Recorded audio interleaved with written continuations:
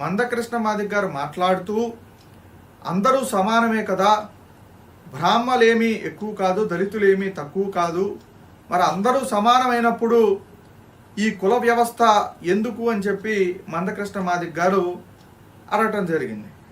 ఈరోజు నేను చెప్తా ఉన్నా, మరి నిజంగా బ్రాహ్మణుడు ఏమీ ఎక్కువ కాదు, దళితుడు ఏమీ తక్కువ కాదు, ఏ కులము ఎక్కువ కాదు, ఏ కులము తక్కువ కాదు అన్నప్పుడు నిజంగా రిజర్వేషన్లు ఎందుకు?